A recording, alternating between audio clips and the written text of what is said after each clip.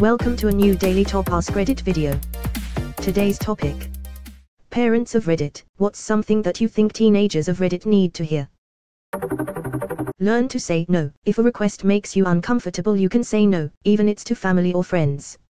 It's healthy to set boundaries and learn to respect others' people's too. I'm a senior in college, about to graduate. And I'm taking this weird, but very fun, elective dance class. One of the warm-ups we do is this partner activity where you sort of give each other a mini massage. It's a small class where I know everyone, besides which we choose our own partners, so it's not like you're going to end up with someone who you don't want to touching you, but our professor has this rule that you have to say no at least once during the warm-up. Even if you're not necessarily uncomfortable, just pick a time and tell your partner to stop. She says it's because we don't get enough practice saying no in our lives, but it's an important skill. And she's right. Even when I'm given full permission, I find it hard to tell people to stop, just because I'm so used to being polite and always saying yes. Currently teaching behavioral sciences to high schoolers, this has inspired me to create a lesson plan for this week on having them say number. I had never thought about giving them practice. Thank you for the inspiration. If your parents are good people, you should try talking to them about your problems. Don't let embarrassment get in the way. As a parent of older teens, I'd like to offer a small bit of advice to parents of younger kids. Always volunteer to drive them places. Your kid might not voluntarily talk to you at home, but they will in the car. I have no idea why this is. I figured this out quite by accident. I'm certain smarter people than me know why. Their friends will talk to you in the car, and if you have a bunch of kids in the car, they'll almost forget you're there and you'll hear all kinds of things. So yeah, be the parent that they can always count on for a ride. Not a parent, but one of my parents' most successful parenting tools was the no questions asked call. No matter what, no matter when, no matter who made the call, they would come get us and make sure we were safe /okay. No questions asked. My friends asked them to come get them on more than one occasion, so did my brother and I. My friend had her drink spiked, Mum came to get her and made sure she got medical help in the morning because she was afraid of what her parents would say. A friend of my brother's called because the girl he was on a date with was saying some crazy shit. Sometimes you're scared and want help, but the thought of parental questioning stops you from asking for help. We, my brother, friends and I, always got home safe because of this. I tell every parent of a teenager about my family's system because it made such a huge difference for us. Edit, words are hard before coffee.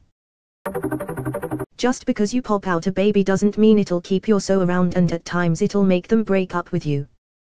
To that part, just because you have the kid doesn't mean it'll unconditionally love you, especially when you're a shitty parent.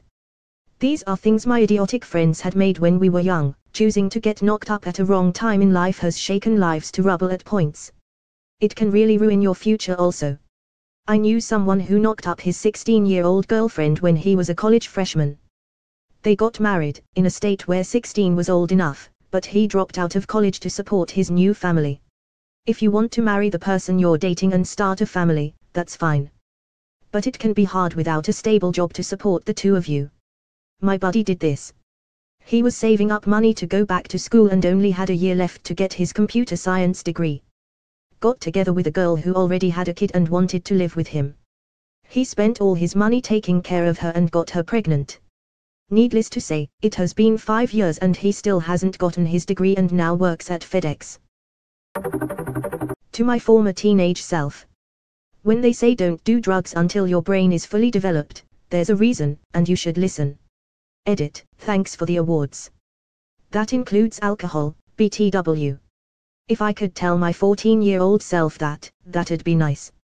Alcohol is honestly one of the biggest ones to avoid. Straight up don't do hard drugs like crack or heroin. And know that these days, most heroin in North America is actually fentanyl, so definitely please don't try it. And if you do, always use with someone else and have a naloxone kit handy. Source, work in the field. Shit is scary out there, boys and girls, and not in a fear-mongering way. Just in a this is the reality of things right now kind of way. Edit, a couple folks kindly pointed out that my spelling can be shit at times. I knew you were masturbating, I'm just not going to say anything. Fuck shit.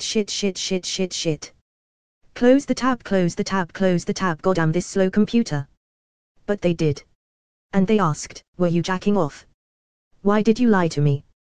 Why the fuck would you want to interrogate someone about whether they were jerking it or not? Leave them alone FFS. Unless they are doing it in an inappropriate place or some shit, that's just basic privacy to let someone do that in peace. As an older teen talking to my younger teen self, have some patience you fuck.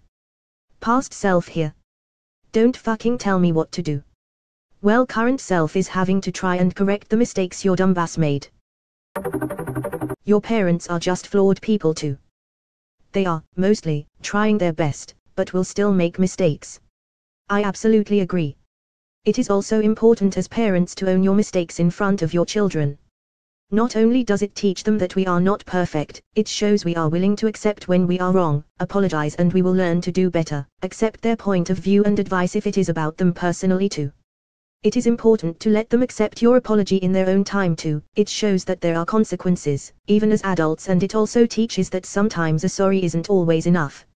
Nobody is perfect, we will all mistakes along the way, it is how we deal with it that matters. My daughter is 1.5, and I already make a point of saying things like oh, mama made a mistake. Silly mama. Incidentally, I dropped something in the street while I was carrying her the other day, and said oh, mama, as I went back to get it, and that was the funniest thing she had ever heard, and she kept repeating it and laughing for the rest of the afternoon. That part's not as relevant, but my kid is adorable, so I thought I'd share. There are lots of paths to a successful happy life, not just the one that involves straight A's and the Ivy League or other top colleges. Ironically, most parents tell teens the exact opposite. Which is why teens are so stressed and depressed. Not all of us were built for staring at a computer screen for 8+ hours a day. I toiled for years shifting paper and making zero actual impact on society until I took the leap and changed careers to become a heritage carpenter. Today I enjoy going to work, and at the end of the day I have created or remade something tangible that will last for 100 years. Did I make more money at the desk job? Yes, but the satisfaction on working hard and maintaining our history is worth more than the extra money. 1. Work on improving yourself and your interests now. It will set you up for more success later and likely will attract others to you too. None of social structure / drama shit is going to matter once you're out of school, so don't worry about what others think, you just do you. 3. It's completely legal for a teenager to buy all the equipment and ingredients to make beer, just saying. Honey, Jason is making craft beer again. While reading an article about fathers and sons drinking together, I remembered the time I took my daughter out for her first drink. Off we went to our local bar only 2 blocks from the house. I got her a guess. She didn't like it, so I drank it.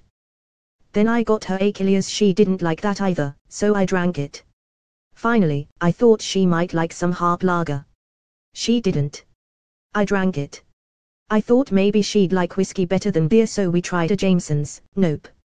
In desperation, I had her try that 25-year-old Glenfiddich. The bar's finest scotch. She wouldn't even smell it. What could I do but drink it? By the time I realized she just didn't like to drink, I was so shit-faced I could hardly push her stroller back home. It's completely legal for a teenager to buy all the equipment and ingredients to make beer, just saying. How to brew your own beer. Boil 5 gallons of water to 170 degrees Fahrenheit.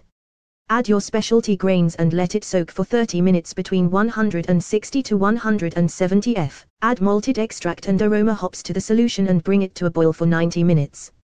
Cool the mixture with a wort chiller. Transfer the cooled wort to the fermenter. Activate and pitch yeast. Ferment at 68 degrees Fahrenheit to 70 degrees Fahrenheit. Wait 1 to 2 weeks as the yeast ferments the sugars to release CO2 and ethyl alcohol. After the main fermentation process, add your priming sugar for carbonation. Keg or bottle your beer. Thank you. You left out the most important step. Setize your bottles, spoons, pots, pans, everything. Boil 5 gallons of water to 170 degrees Fahrenheit. Your body parts won't all grow at the same speed. Don't panic, everything will probably even out. Probably. Cries in 3. Edit, thank you. Now my most upvoted comment ever is a joke about me having a small pages. A lot of people try to glamorize high school and make you think your high school years are the best years of your life. For a lot of people, this just isn't true. It's okay not to like high school or to feel like you don't belong. You are not alone. It gets better. High schoolers deal with a lot of heavy shit. A lot of mental illness comes to light at this age, including depression and anxiety, but also heavier stuff. Many who struggle with these issues won't get help until years later. High school kids also deal with a lot of issues, like identity issues, bullying, pressure to conform, disputes with parents, the pressure associated with juggling work, school and life that often get better once high school is done. Hang in there, it does get better. For me, high school was some of the worst years of my life. I was heavily bullied to the point that I became paranoid that anybody laughing was laughing at me. When I got to college, I had an epiphany. These two good-looking girls came up to my friend and I as we were eating lunch in the cafeteria. They apologized and explained that they were pledging a sorority and were told to serenade my friend and me. Then they proceeded to loudly sing about how much they loved us. My friend was embarrassed, but I had a sudden realization. I didn't care what these girls or their would-be sorority sisters thought of us. We'd likely never see / interact with them again. On the other hand, I'd likely never again have a woman singing to me about how much she loves me. So I could be embarrassed or I could just enjoy the serenade and then move on with my life. That's what I did. The lesson here, aka there are a few people in your life whose opinions matter. It varies depending on the situation. These might be close friends, family, etc. For everyone else, accept the positive and ignore the negative. You'll be a lot happier in life. I was dealing with some bad family stuff in high school and ended up being a binge drinker who struggled with depression and anxiety. When I turned 18 and moved out of my parents' home for college, suddenly my drinking virtually stopped and my depression became much more manageable. When adults do that kind of move, it sometimes gets called a geographic cure, which basically means you are trying to run away from your problems. However, since my living situation was shit, moving really helped me to get to a better place. Things haven't always been easy since there have been good years and bad years, but they have never been as bad as they were then.